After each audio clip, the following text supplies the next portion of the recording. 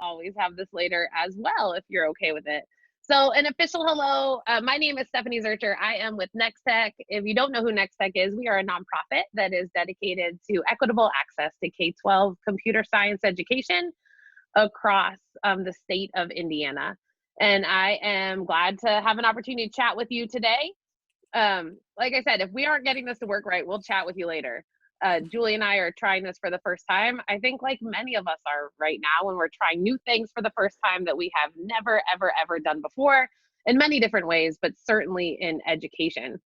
I'd like to introduce you to my friend and colleague who's here with me right now, Julie Alano from Hamilton Southeastern High School. Julie, you want to introduce yourself? Hi, everybody. I'm Julie Alano. I teach at Hamilton Southeastern High School in Fishers. This is my 21st year, I think, of teaching there. And I've been teaching computer science almost the whole time.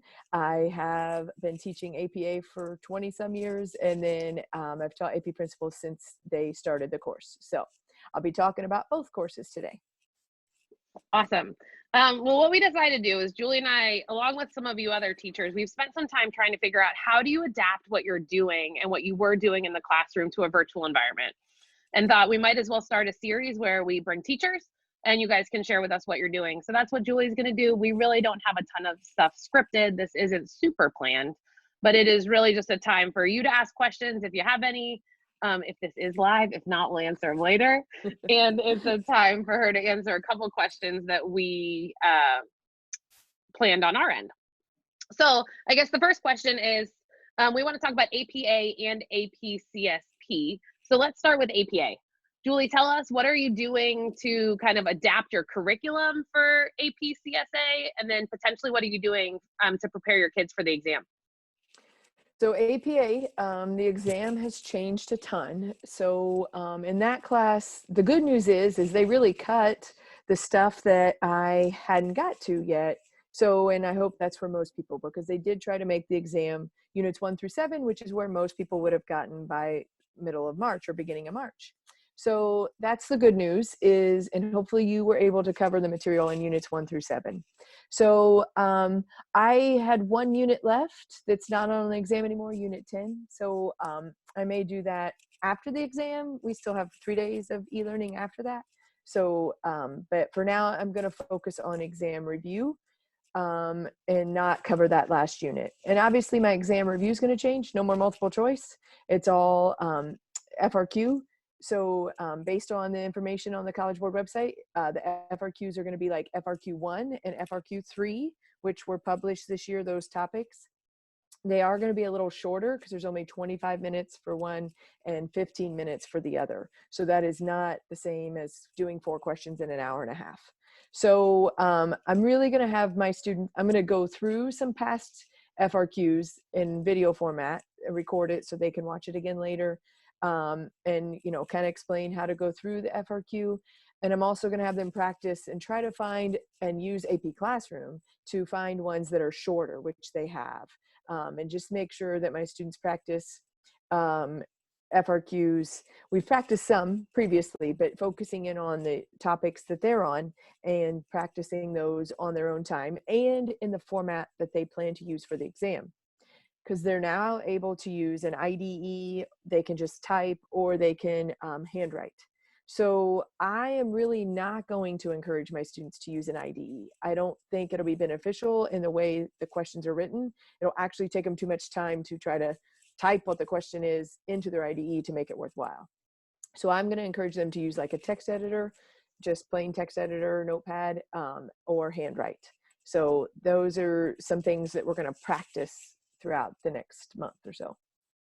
So how has that change in the exam and change on kind of what the outputs that you're expecting students to have to be able to do, how has that changed what tools you're providing for them, or resources, or what direction? So the resources are still pretty much the same. I've given them, you know, they have access to all the past FRQs. It's really just a matter of them making sure that they get on and how they're doing the practice FRQs, and then me providing feedback, which is tricky. So me making videos of the feedback, because normally we would go through, they would do an FRQ, I'd go through it in class and go through how they did. based on the scoring guidelines. So I'll be going through scoring rubrics and scoring guidelines on videos to Well, you're release to doing the that public. individually for every one of your students? Oh no, Oh, it'll shoot. be an overall. It'll be an overall, but then right, if they have a question, they can Sure. come. We'll do individual meetings if they need them. So What yes, tools definitely. have been easy for you to record your videos and have you found tools that have been easy for you to do what you need to do in terms of I'm videos and feedback and all of that? I'm using Loom to record videos, which is now free for teachers for forever. I think it's a nice screen recording software with also your little picture down the bottom. So I'm using that to record lessons, and then we have Canvas as our LMS. So just using that, and then Loom and Zoom. There you go. It's a rhyme. Loom and Zoom to communicate. So one-on-one Zooms or group Zooms as well to, distribute information, but also to do one-on-one conferences if needed. What about the changes are making your students the most apprehensive? Is there something, kind of a piece of advice that you've heard as you've been talking with your students that you could help kind of alleviate nervousness across the nation or across Indiana? I haven't talked to my much because we just are still on spring break. So I'm really prepping for most things. So I know that I have some students who get extended time that are concerned about that, but we were reassured that that would happen if they registered for extended time. And they will still get that, and it will be when they log into the system, it will give them the extended time. So they will get more time to do the question, and then they'll still have 5 minutes to upload. So I think the platform and what they should use is going to be what kids are most nervous Sure. about. The topics are still the same. Nothing really changed. It's just, okay, how do I upload? What should I do? What is the best way to answer the question? Should I type? Should I handwrite? And how do I get it submitted? Yeah, that makes sense. Tell me, what resources have you found that have been helpful? So resources from the College Board or other The teachers, PD providers, what have you found that you found really great? What I've used so far, or what I'm planning to use, is the College Board videos. They have a ton of live lessons they provided for APA. Those lessons, there's the ones on Unit 6 and Unit 7 are arrays and array list, which is one of the questions will be about that. So those videos are going to be real good resource. CodeHS, which is another provider, codehs.com, they have a review like course that you can assign your students that's updated for 2020. So it Awesome. reviews the 7 units and it has practice FRQs on it. The AP Classroom practice FRQs I plan to use. And then I also, the day before my students left, I gave them their Be Prepared for the APA exam that I use. This is by Litvin and Litvin. We'll provide a link. It's skylight.com. But I did give this to my students. So it has 5 practice exams in the back. So I'm going to encourage them, and I'm going to point out which ones would probably be best to practice based on the new topics. Great, that makes sense. Anything else about APA that you want to share before we move on to computer science principles? Don't worry about, knowing everything yourself. And we still have some unanswered questions about exactly how the students what the platform's going to be or how they're going to do it. I would just say, if you cover those units, then your students should be good to go. It's just a matter of making sure you practice FRQs and help them feel confident in doing them. Awesome. Okay, so tell us about AP computer science principles. So this one feels really different this year with all of the changes. So let's start with first, how's your approach to the performance tasks changed? What are you doing differently? Just kind of share what's happening in your CSP classroom. So for CSP, we've been doing and I use code.org. So I've been doing the survival guide, and we did that before we went on break. And so normal survival guide, going through some of the practice stuff beforehand, like does it count algorithmic addition and does it count abstraction addition, which helps students really understand what they have, the kind of code they have to write in order to meet the requirements. So I assign that, but it really is tricky. It's just not the same as in person again. thought they would read the directions and just have no problem, but that doesn't always happen. So it's really making videos that they can review on their own time. I just made a video. It's only like 7 minutes. It's not even hard. And I didn't even put makeup on for those. So like, just going in, and even if it's a Zoom chat with your students where you explain things and you record that, but knowing that they really are, if you hadn't gotten to explaining much of the create, which is probably where most people were kind of at, then they are very apprehensive. The students are about what do I do? What topic do I pick? What am I supposed to make? So I think really making sure that you either do a Zoom chat or make videos or do something where they personally hear, not just see the instructions, is going to be really important right now. So talk again about like what tools are you using? So are we still using the same tools? Are there additional tools you're using to talk about the create task? Because I totally get it. Most teachers are just now getting to this in their classrooms. And now we've gone virtual, and now parents like me are in charge of making sure that they do what they need to do. So kind of what tools are you using? What resources are you providing? All that good stuff. So again, the code.org survival guide, it's like 16 total pages. I break it up and only give my students parts. So we looked at part of it before, and now there is a timeline, which is huge. So it says, do this in hours 1 and 2. Here's what you should get accomplished. Then do this. They also on code.org have journals for the students to complete for the first 8 hours, which is when they should be coding. And if they complete the journal, that helps them to answer question 2B, because it asks them about their development process. And so then they recorded what they did as they developed their app. So those journals are found in the Create Task Unit 3. And then the survival guide with the timeline is in Create Task Lesson 2. So it's Create Task Lesson 2 and 3. There's tons of resources there. You got an email from code.org, the most recent CS Principles update to all teachers included a video walkthrough created by code.org. I was able to preview it, and it's very good, from one of the curriculum developers, GT, who works for code.org, and he walks through making his own little create task. So it is excellent. I would highly recommend that, sharing that with your students. If you're concerned, again, I think they need your personal touch too, because they're used to you, but these other resources can really help. And the timeline, you can obviously modify, but that's the place to start. Even for me, we're only supposed to give 20 to 30 minutes of work per e-learning day. So I'm going to have to kind of talk to my students, because we only have 18 e-learning days left. Sure, that was my next question. So how are you handling assigning the survival guide and assigning journaling and assigning the actual create task, and then handling with the limited amount of work you're supposed to give them, plus then the amount of time they're supposed to dedicate from the AP side? And then on top of all of that, how are you grading it all? Yeah, lots of questions there. So officially, the hours from the College Board were to make sure students had access, and that you gave them 12 hours in class, because in their classroom, they have all the tools they need.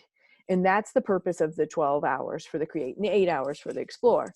So in my school district, we've been ready for e-learning. We're 1-to-1. So as far as I know, all my students have a device and have internet.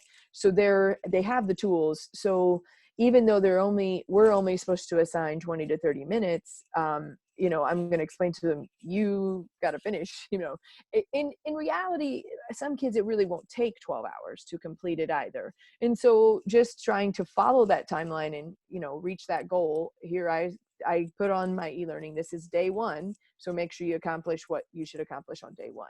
If that takes you 30 minutes, great. It only took you 30 minutes. So it's not that they have to spend 12 hours on it. That's not really a requirement anymore. So, and that was in the video that they did on Monday in the town hall from the College Board, that it's really about, the hours were about access. So making sure your students have access. If you haven't, you can go online to cb.org/tech and let them know that you have students who need access, who are having trouble getting internet or having trouble getting devices, and the College Board will try to help. So if your school or your area doesn't have internet, resources to get that, that's something you can do. So far as grading and what I'm assigning. So again, I'm giving them, putting on their e-learning schedule, like this is what you should do each, this is day 1, day 2, and then follow the timeline. I'm going to use the journals. Again, as long as you don't give feedback, I mean, if you just give a grade, then you can grade those journals as they do them. And then you're checking in. So there are 8 journals. That's the first 8 hours of the thing. So again, even if they don't spend the amount of time, they should accomplish certain tasks by those days or those hours. So I'm going to use those to grade. And then also just a matter of them uploading it. So making sure that they upload it, before, it's not due till May 26th. Our last day of school is May 21st. So I'm going to have them upload it like a week ahead of time, upload, and then that way they can review before they final submit. And I'm going to give them credit for having it put up on the College Board website so I can make sure it's all there and make sure everything's submitted correctly before it's due. So I give credit for that. I haven't graded mine in a few years. I determined that grading them and giving them feedback that they can't use isn't really Sure. a good use of my time. So Makes sense. yeah. So has any I think the coolest part about this, and I think we all agree, is how many resources are around and how kind of we're all collectively coming together as a teacher community and as an educator community, as a supporter community. What resources have you found to be really helpful for CSP? So there's a couple of other teachers who've made some really good videos and made them on YouTube and put them on YouTube. So if your students, or maybe you were behind on the curriculum and you still need them to learn concepts or feel better about coding, there's a YouTube series by Kurt Kaiser, and just look him up. It's Kurt, Kaiser. He actually walks through every lesson, every bubble on code.org. So you may not really want to don't let your future students know about that maybe, but the ones right now, if they're struggling or they need content, you can send them those videos they could use. And then there's another guy, and I'm not going to remember his name, but there's another guy who's he's making a 5-part series about the create task. And I saw his first one and it was really good, just giving him tips on how to start, and then and then the coding. And so there's plenty of other teachers. If you're not on the Facebook groups, there's Facebook groups for APA and AP principals. And there's a lot of people sharing out there. So it is crazy though. There's almost too much. So Yeah, those are a couple that I found really helpful if my students wanted that extra resource or something else besides me, which is always I love helpful. that too, because it gives a student an opportunity to hear the same thing, but from a different point of view, from a different tone of voice, to maybe help them hear it a little bit better, Yes, or a little bit love it. differently, as they are learning lots of things differently these days. So I think we covered most of the questions I wanted to cover. Something that you and I have been on a couple calls about, and talked to a lot of, at least some Indiana teachers, about the fact that they're really struggling with internet access. Or they've got kids that are now doing all of their work on a smartphone potentially.